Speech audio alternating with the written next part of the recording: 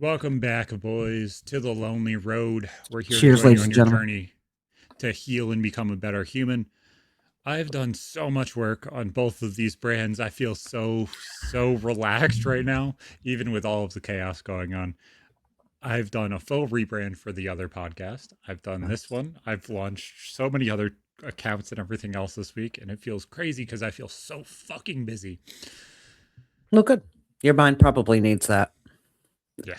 You download when you're working, so I I really feel like I tend to go to my work when there's chaos too because n- that always makes sense to me, you know. Yeah. So that makes sense. That makes Well, sense. I don't know. There's always something cathartic about like jumping into work, but there's also something cathartic about jumping into something that is like so plainly and uniquely just helping people. And Yeah. like with something that I heard this weekend, not this weekend, last weekend, like being told I'm lazy because of what I do for a job, feeling lazy because of like the things that I'm able and capable of doing because of my neck and stuff like that. It was just like, no, now I'm going to overachieve. Now I'm going to do things that like you legitimately can't do because I can and you can. And it was a weird little like revenge kind of feeling, I assume. But who the hell knows? But goddamn it, I felt like I needed to, and I just went through and did it all. Yeah, sometimes part of your healing is proving somebody wrong when you really want to do something. But I mean, that helps you get past. You got to make sure that helps you get. I guess that's a decision that you have to make. You can't let that get. You can't let yourself get stuck in that cycle of proving that person wrong all the time or people wrong all the time.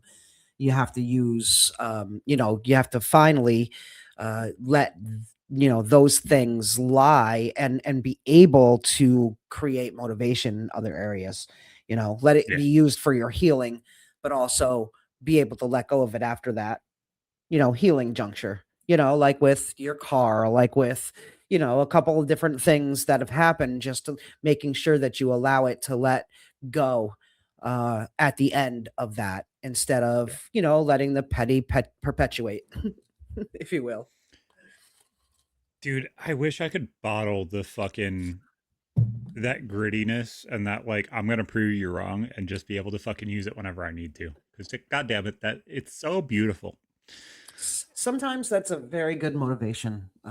I agree, but sometimes it's used, it's a motivation like when I went away for such a long time, a lot of my motivation to stay away was that my dad specifically said to me he didn't think I'd make it Yep. away from my family, and so that I felt a part of me felt that if I came home, in a lot of different times when I thought I should have come home earlier than I did, that it would be a failure or seen as a failure. You know what I mean? And so, yeah, you got to be very careful with it, Yeah. because sometimes that motivation is motivated in the negative rather than in the self healing of it all. Yeah. It's really hard because like I have shit like that too. I have shit where my grandparents said shit. I have shit where my dad said shit. Mhm. And it becomes cyclical at some point. But I think with where I am, it could be a hell of a lot worse than where it is. For sure. For sure. Even you and I say shit to other people that lands incorrectly, and we have to reconcile that with ourselves and take accountability. Which you have to be strong to do. You have to be ready to do. But our motivation here is to open up and be a little raw about our own life and our own journey through all of this, so that we can help other people while we're going through it. It brings me to today's episode. I recently lost a pet, and it's been very difficult on my little family. And it more so because we have three littles that had to understand it as well. At 3 and 4 years old, it's tough to explain that we, had to take the cat to the vet so that we could help it by putting it to sleep and then understanding they're like, okay, so now what? And then we had to help them because they know that people go in graveyards, you know what I mean? And so Yep. we had to do all that. But it was the coming back to 30,000 feet before we get into details. It's just more of a looking around and noticing how differently people grieve through things, and you as the main character of your own life wonder why you at a time when your partner or your wife, husband, whoever that you're with and grieving with, why you're handling things so differently. Sometimes it's jarring in the moment, you know? Mhm. One person may wanna talk about it all the time, and then the other person may seem fine, wonder why you're falling apart, or maybe both are hurting deeply and don't know how to deal with it. But, in ways that they're dealing with it in ways that don't kinda seem to interact with each other, so grief doesn't always just test you individually, in my opinion. It tests your relationship, so, in this episode is kinda gonna surround, um, no one really preparing you, for the moment when the person that you expect to lean on is grieving differently, and they're not available, to be leaned on the way you could are used to or need. Um, you're in different Or wavelengths when even you're the grieving. opposite, Mhm. where you're trying to help and you're trying to be everything that you possibly can be, and it's just refused because somebody's breaking down to the point where they're a curled up ball. They can't Yeah, they can't they're put it together.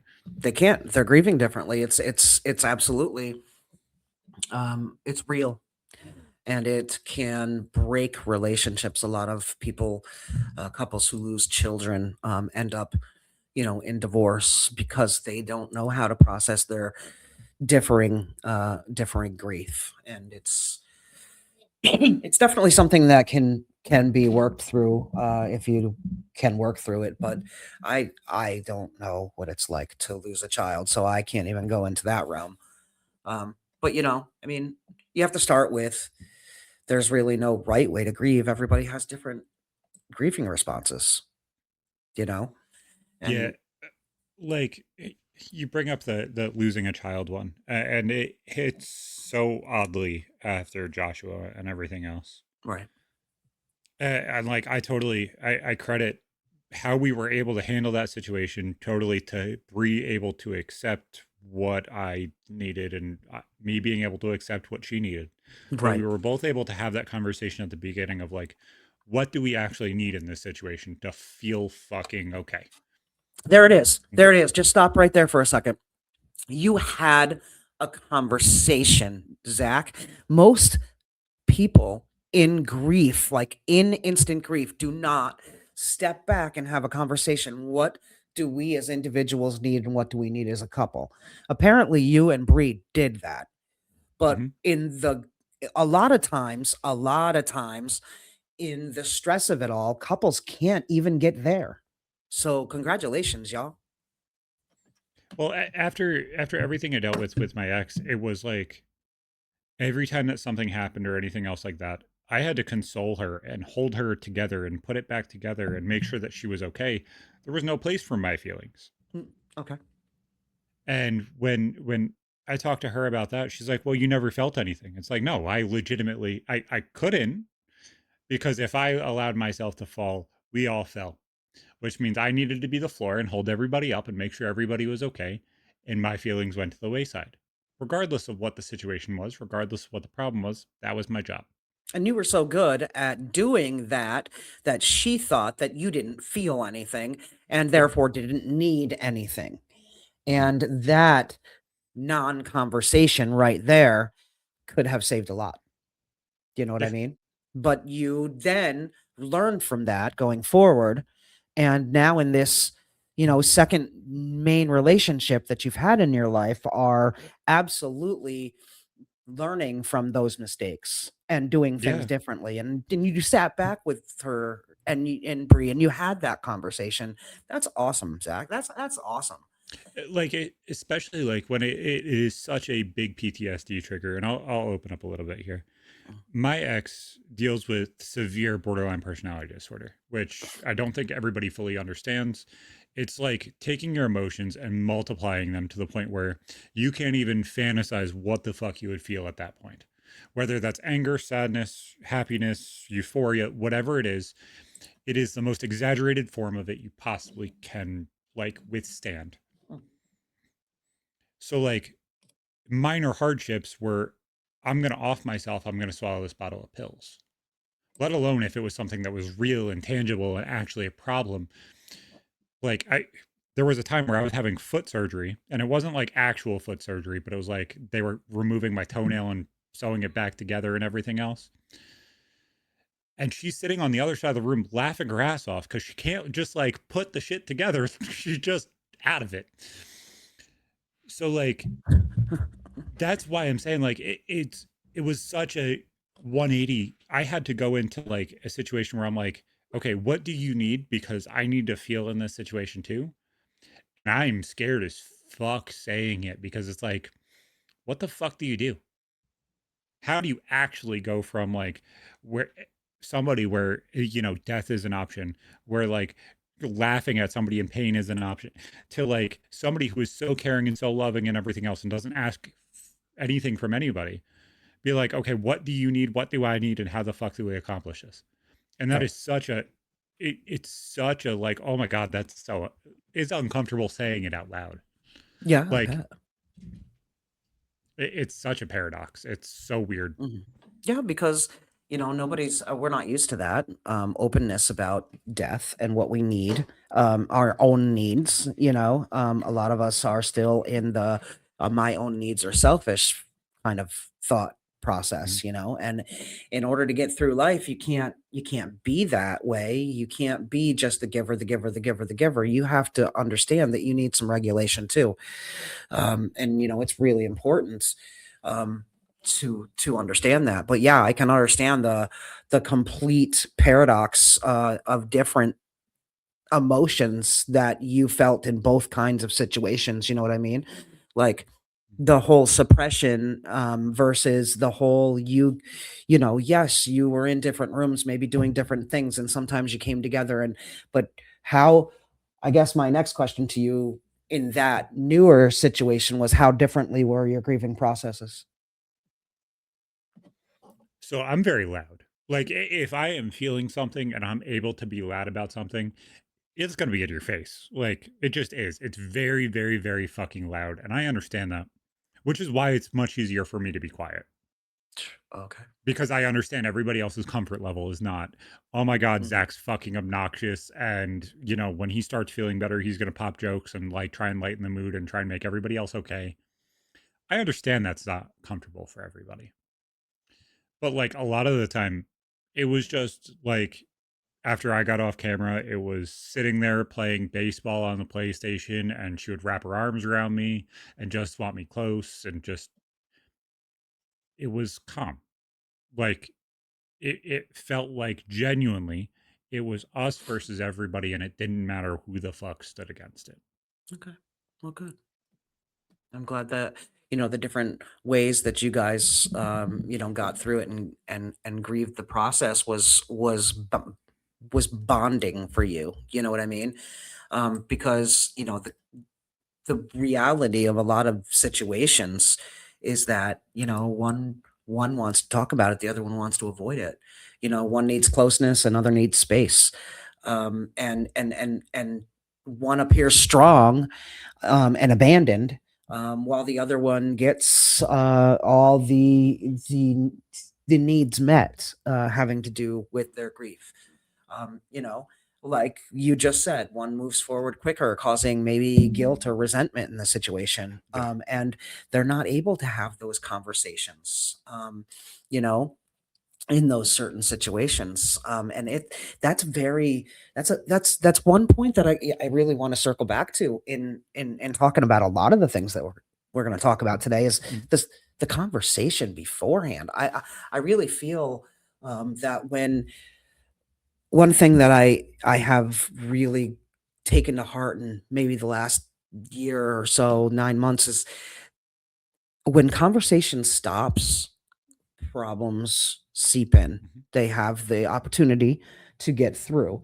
Whatever conversation that may be with your child, with your, spouse, with, your boss or, you know, work at work, it's all these types of relationships that you have to manage, but it's making sure that you're okay through them all. Mhm. It's a tough balancing act, it really is. Um, and most of it's for our own self-preservation, Yeah. however way we deal with it, right? And I think that's the hardest part is like, I think a lot of people will jump to beating themselves up if they move on too fast. Yeah. Like I think that was your biggest fear with your mom and stuff. And if I'm speaking out of pocket, call me an asshole, absolutely fine. But it's like you wanted to insulate this memory that you had of her. And if you stop talking about it, that memory's gone. But it's not. No.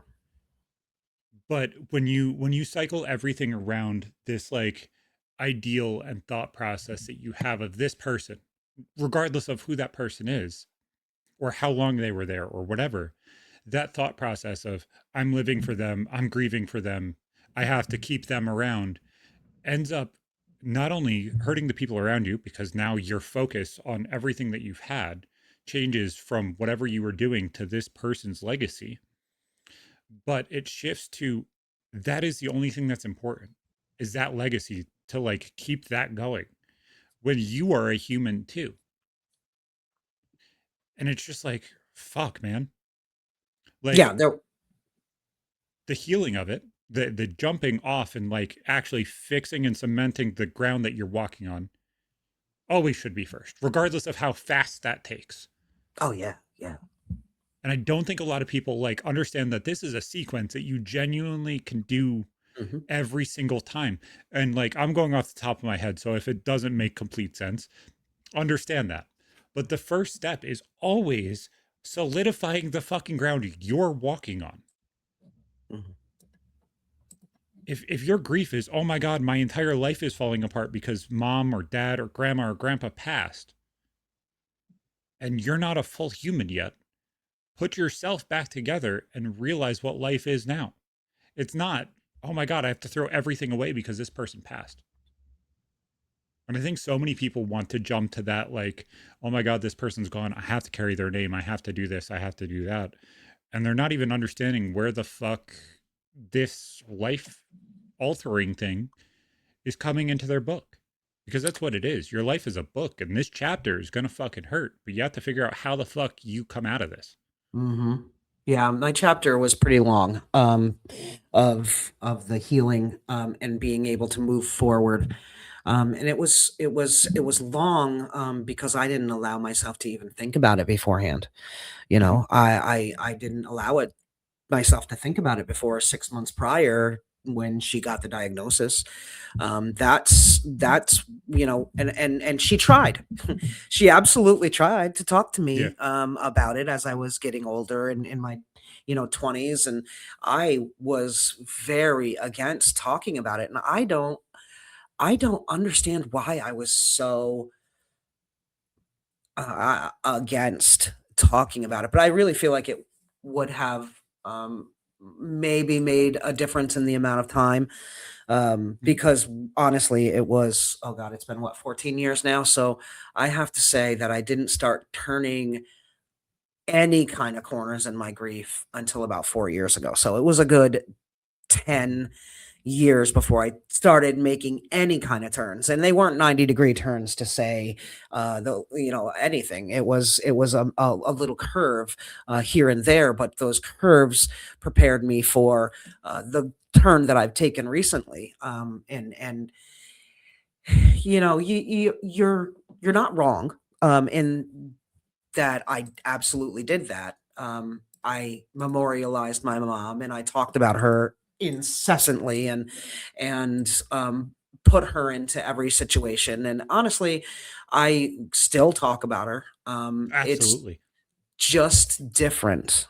Yeah. It's not from a place of pain. Well, some most of the time now, it's not from a place of pain. It's from a place of memory. It's from a place of learning. It's from a place of digesting a lesson I should have digested, a decade ago. Yeah.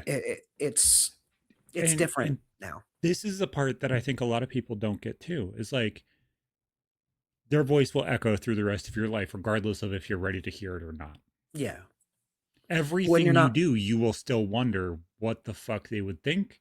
How would they accept this? Would they be on my side? Would they be against me? Would they be disagreeing with me? Would their voice still be like supporting me in this situation? Mm, Those things happen always. yep. So, like, wrapping your mind around that aspect and understanding, hey, this person's still with me, even if it's like a psychological thing and not like a philosophical thing and you don't believe in shit, dude, the thoughts and the processes that that person gave you still matter. Yeah. Yeah, absolutely. They matter more than ever because you can tie the spirit of that person into, that lesson that resonated so from that human, you know what I mean? Their time here. I just really feel like under the surface, this kind of thing, push pull, or maybe grieving differently and however it happens, or coping differently with a situation, even if it's not like death per se, but maybe a change in a relationship or a change in access to people that you love and you don't have control over having Mhm. access to those people. You know what I mean? The coping mechanisms formed from childhood are and past loss. That's really what is your blueprint. And if you don't know any differently, you're going to, curl up in that bed and you're going to do things that you only know that are protecting you. It's the emotional safety that you don't feel, that's making you act or cocoon that way. You know what I mean? It's fear, honestly, fear based. The withdrawal, the distraction, all of it. 'Cause it's bring that in with social conditioning and how people don't like to talk about grief. You know what I mean? People don't like to talk about that. So going back to your and Bree's conversation about how are we going to deal with our son not coming into this earth, our son not being what we were dreaming about or letting ourselves get excited about. And but some of the differences in how that grieving process happens may look like not caring, but it's actually protection, self-preservation. Mhm. And you got to care enough to be able to get through that and be able to have conversations about that. If it takes, going to counseling, you know, however soon, however you need to go to counseling, whether it's weekly, bi-weekly, monthly, whatever, it's make sure it doesn't go unspoken. It's very important that it doesn't go unspoken. And I can't say enough how much s- I commend you guys for having that fucking conversation because that is it. That's it right there. That's what needs to happen is with helping people or couples with that grief. Because what if the guy just needs to be out in the shop working on the car or working on the big freaking wooden boat in his basement like Gibbs? You know what I mean? Like you you deal with things differently, and then the wife or the other person in the relationship maybe needs, the caring and the comfort and the hugs and the cuddling and the it's going to be okay and the being able to talk through things, and sometimes that's not, reality to people. So you don't Yeah. want that resentment building quietly, and the emotional distance widening between the two of you, and feeling Yeah. alone while that person's sitting right there. That's the most horrible feeling in the world. I think that the three biggest things, obviously the conversation and being able to actually talk about it first. Mhm. The second is accepting and understanding what the fuck they're talking about and being able to like challenge what the fuck they're saying. Yeah. And then the Yeah. third is the one that nobody in this fucking world wants to say is destruction is not acceptable. There is grief that is unacceptable. Running out, going out drinking every day until you're fucking mindless, or doing drugs, or tearing down marriages or relationships because you can't fucking do it right now. You're running away from your problems instead of fixing them. That is unacceptable. And I'm sorry, like, regardless of if that pisses people off or not, just saying, oh my God, I can't handle this right now, that doesn't mean that you destroy everything that you fucking touch. That Hit doesn't the mean that pause it's button. acceptable. Don't hit the stop button. Hit the pause. Yeah. It's not even like hitting stop or pause. It's like they're fucking rewinding back to the fucking beginning of the tape and recording over it on the radio right now. Mm. It's like they don't care what the fuck was there beforehand. They're like, I need to get through right now. And it's like, there's 50 other different ways you can get through right now, which is fucking. And it goes to a rule that we literally have in my house. All of us have Mhm. AirPods. All of us do. And I've always had a rule of do not put in both headphones. If you need both headphones in and you're fucking struggling right now, totally expect me to like be loud enough to the point where you're going to hear me over your headphones. Do not expect to get my attention if I have both headphones in. Come up, give me a hug, tell me whatever the fuck you need to tell me, get my attention. I'm not Mhm. going to get mad at you for yelling at me, but like, do not put in both headphones if you fucking need help. Like, always. This is how I walk around the house 90% of the time. I always am listening to something, regardless of if it's music, a podcast, or whatever. It is one way how I self regulate. Mhm. The kids know this, Bree knows this, and I've told them openly, hey, I'm used to my ex who shuts down, puts in both headphones, blares the same fucking song 180 fucking times until they kill the fucking song, and fucking bawl their eyes out, scream, and then throw fucking hissy fits. Okay. So the rules are no fucking both headphones because there's no reason for it. We got this. We could do this. We'll figure it out. We'll put it together. If you need help, you can't fucking you can't shut out the world when the world's trying to fucking help you. Yeah. Yeah, I mean, that's uh, that's, what support really looks like isn't necessarily matching emotions. It's respecting the people's emotions individually.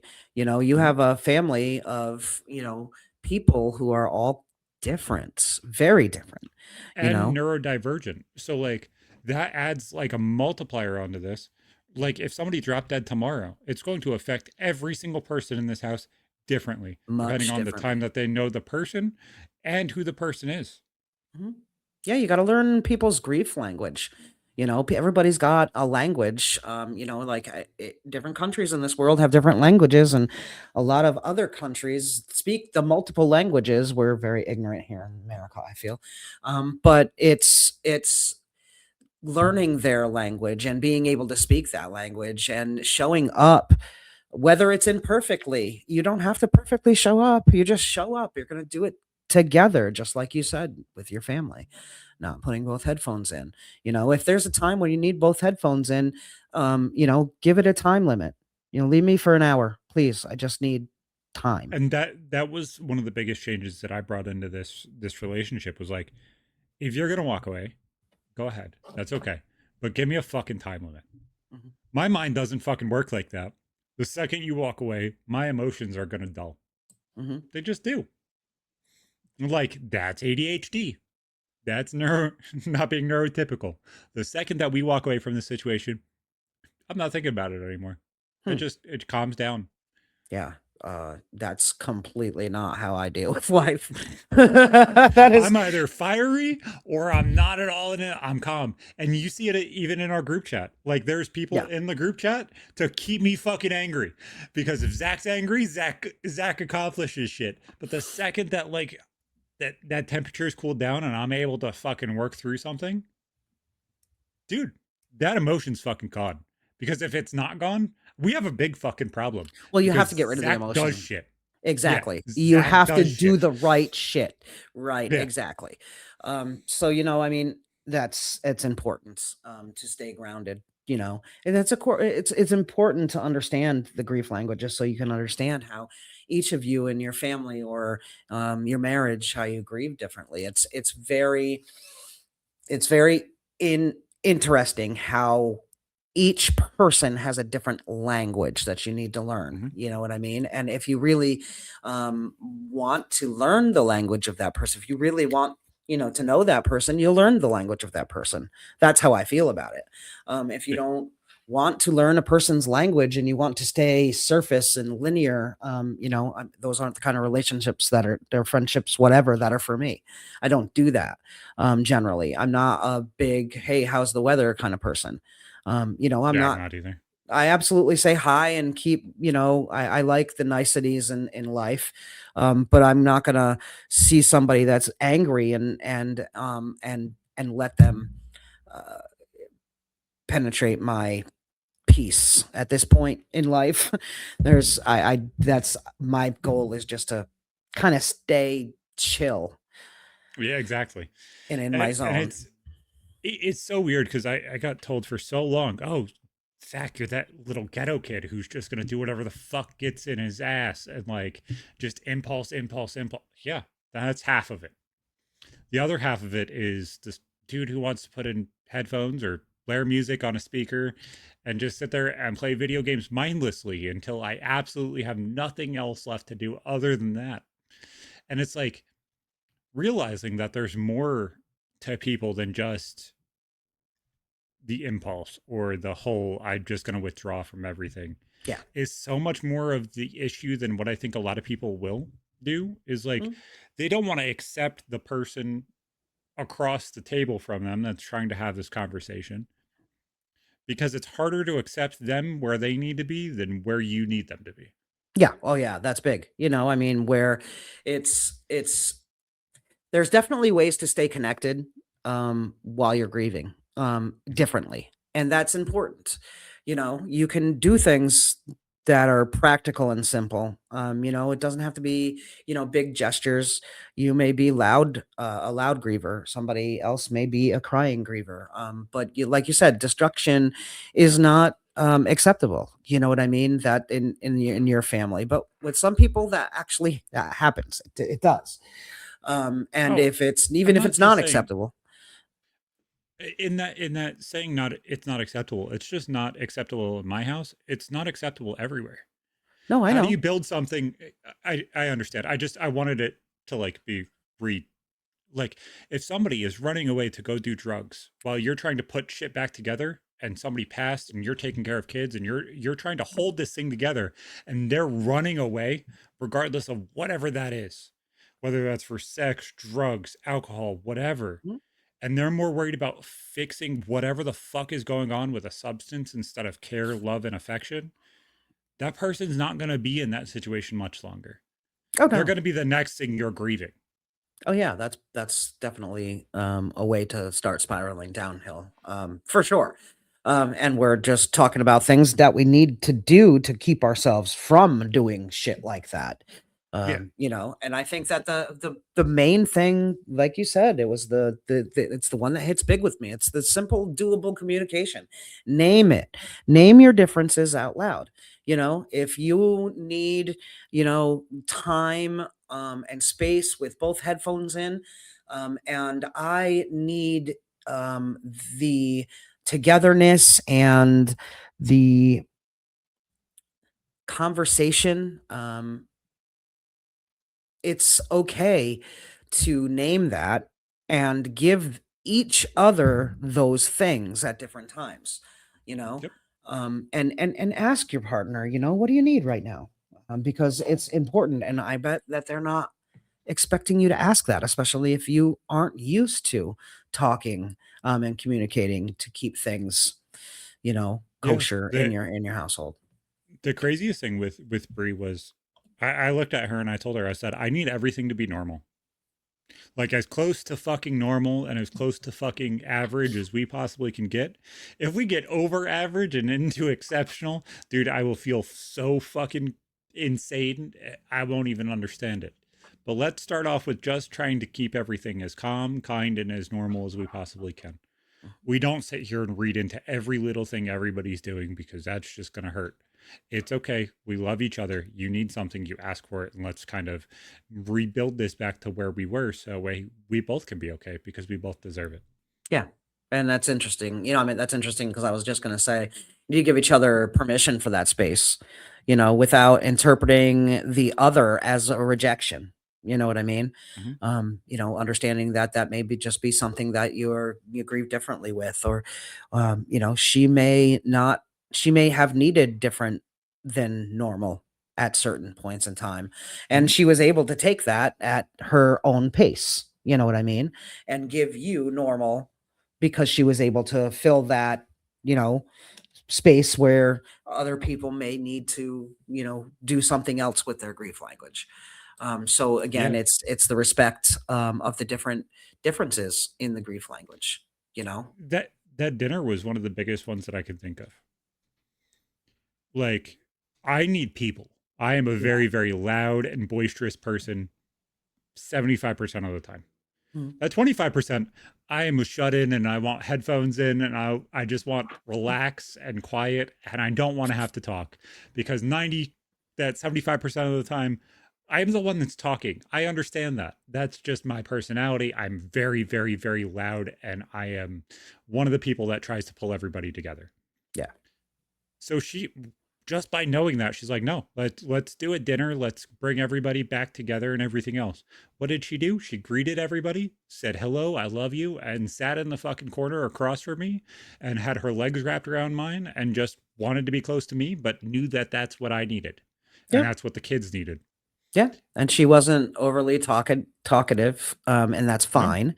You know what I Yeah. mean? She needed to do what she needed to do, and she was there, and she showed up, and as imperfectly perfect as she was, Yeah. and she let that all happen. It's interesting to reflect on the ways that we improve those things in our in our journey of grief and reinforcement of all the hope that we may be able to put into the situation. It's important to reflect and ask yourself what my partner may need, or maybe feeling that I'm not seeing, and what they may need. Not a lot of Mhm. people have that. uh what does my wife call it? uh Anticipation of needs. Not a lot of people have that, anticipating what the other may need in a situation. So you may be misreading each other because you don't know how to anticipate another person's needs, and that's just fine. So ask yourself the questions: what my partner may need, if you want to receive Start off with those. what you would need and Well, then yeah, ask from there. well, that's what I mean. Like, Yeah. you need to make yourself whole before you can make another whole. But in order to get something, or a way, if in order to get a certain type of treatment, you have to give. You have to Yep. be able to see the type of things that they need in order to reinforce the type of things that you need. And you need to take care of yourself in order to be able to do those things. Otherwise, you'll just fall into that deep, dark hole, of despair that grief can definitely be, especially when things are close and heavy. But those differences, I don't think, mean incompatibility. I definitely feel like it Yeah. can deepen the connection, if it's handled with enough awareness. That's why I said that the first thing you do is if you're worrying about the other person, is start where you need something. Mhm. Like that's how I was able to make it through all those days of being quiet and making sure people were taken care of. It was okay. No, if I haven't left the room in 3 hours, I'm going to need a drink. If I haven't left the room and I haven't eaten today, I'm going to need to eat. So you make sure that those things are taken care of. Oh, you haven't heard somebody laugh or smile in a little bit? Be a fucking jackass. It's okay if they get mad. Yeah, it's Like, anticipation of what they might need. Right. Yeah. try and joke, try and laugh, try and make them back to be the person that they were before because they don't realize that that person's still there. Mhm. Yeah. And when you have both partners working on that together, it makes it so much fucking easier. Absolutely does. It absolutely does. But the bottom line here is that grief will change you. It really will, and it might change your relationship too. It might make it. You might grow apart, but be divided, but it might bring you closer together, because then you have an invitation to understand each other in a deeper, more human way than you did before you were able to dive into that grief together. Because think about it, and what you went through with your son made your relationship a whole nother level.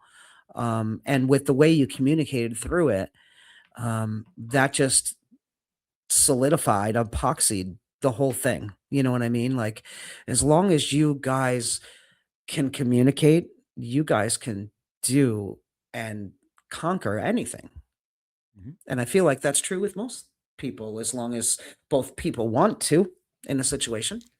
And like I think that that is such a weird and unique situation because I think we had this conversation on the show. I remember saying, my mom with how she grieved Brett, who's my brother who passed, was very hard on me because like it seemed like he was always there. It was always a presence and everything else. Yeah. But like I have two things to me that are parts of him and that's enough. Like I have his urn that's in my office. I have an ocarina because his middle name was Link, and I have my tattoo. But the sweetest part of everything is I have like Zoe, who's Bree's sister, makes bracelets, and her and Maddie were going to start a business and stuff like that, and like make bracelets all the time and everything else together. So Bree made a bracelet for my mic that says Joshua, so that way I always have him with me. Both Zoe and Bree made a bracelet and necklace that match with matching beads that I would never wear, but it's just like they know that's Zelda colors. And it's just like you can tell that like Bree found this when we were walking through Walmart. And it's just a Zelda. It's a Link. And it's just like, no, yeah, that's fine. Like we were able to do the thing that I think my mom struggled with was like, it's not about mine or Bree's grief. It's about all of us coming together and actually caring about something, not to the point where everybody resents it. And that's been weird because I had no idea what the goal was, but it turned into a brand. It turned into a thing that like actually helps people. And that to me is surreal because that's not what I expected. I expected just to like try and brute force myself through all of this shit. And it seems like everybody sees what I did. Everybody sees what Bree did, or you know what I'm saying? Like we all came together, and that to me is just a weird, surreal feeling. Mhm. Yeah, it is. It's definitely real, surreal when you see yourself transforming and doing things differently than you have learned in the past, or seen in the past, or even you know experienced yourself. You know, everybody. It's definitely very surreal, and can be out of body to a lot of people, but as long as it's going in the right direction and it's not spiral toxicity, then you're good, because uncomfortable is okay. Growth is going to be uncomfortable. I say that all the time, and if it's not uncomfortable, it's not growth. Yep, Yep. exactly. Guys, it's warming up. It's becoming spring and summer, and Get some I know we sun. already had our first family dinner. Those family dinners matter more than what you realize. They bring everybody to the table regardless of what the hell's going on. But I can tell you one thing, and one thing only. The only people that should be at that table are the people that you know will never fucking walk away. Because in the end, they're all you got. So it's okay to keep changing those people out. It's okay to keep changing what the fuck you perceive this world to be, because this world is fucking weird and it's fucking changing and everything's okay. Life is But unpredictable. you should be changing things out and understanding what the world is based off of your perception of the world, not just assuming what other people are doing. Pick your chin up, know that it's okay regardless of what the hell is going on, and know And that you can put it back communicate. together. Communicate. It's my word of the day.